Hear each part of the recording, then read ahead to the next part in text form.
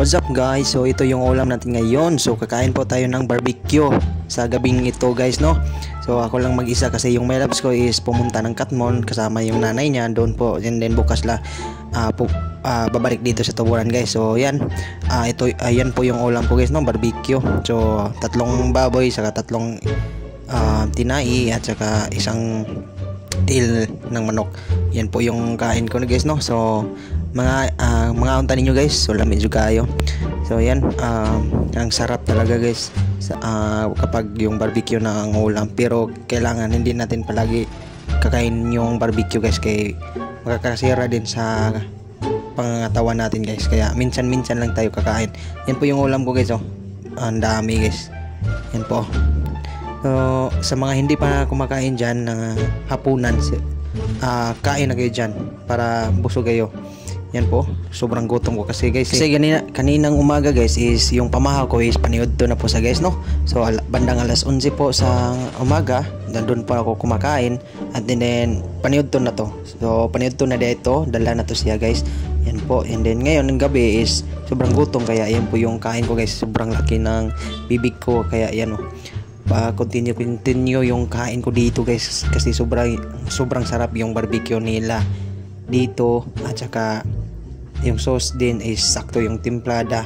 So kaya nakapabusog sa akin ngayon. Kaya yan oh, kita natin dito sa camera na sobrang laki talaga ng bibig ko guys. Yan po, may nahulog na mumo, pinunit ko at kinain ko, at bumili ako ng Mountain Dew kay para may panulak po ako guys.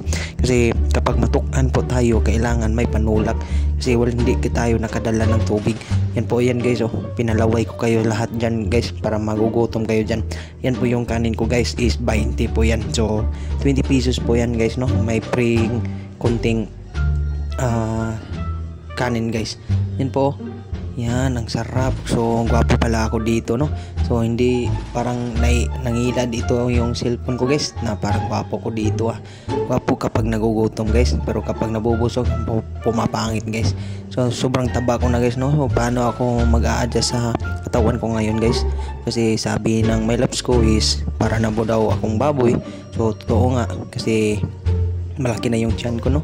So hindi natin alam kung paano tayo mag-adjust or paano tayong mag-diet guys, kasi ang sarap talaga kumain guys eh.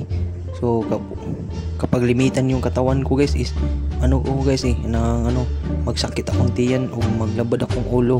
Kaya kung limitan ko, ayan po yung mangyayari sa akin. Pero okay lang, mahanap tayo ng idea kung paano tayo mag-diet guys, no? Yan po, Mountain Dew po yung partner ko para sa panulak, para hindi tayo matukan guys. Kay kung mga unta ba niya, wala tayo tubig, wala mas tubig dire. So soft drinks na may available, so soft drinks na sa atong gipalit.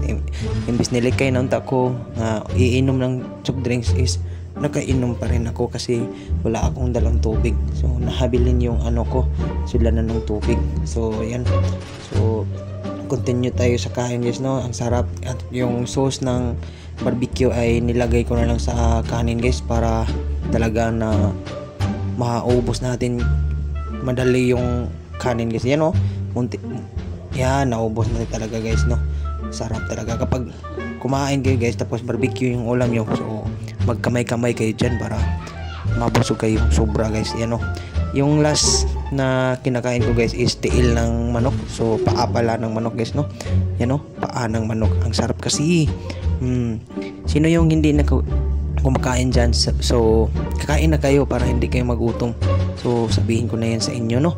Kasi gabi na, kaya kain na kayo dyan. Yan o, lami kaayo akong sudan guys, panagsaran ni wapo sa kudirigid ako ning blikon. Charot lang, pati tagnaw na guys, tambok naman ta.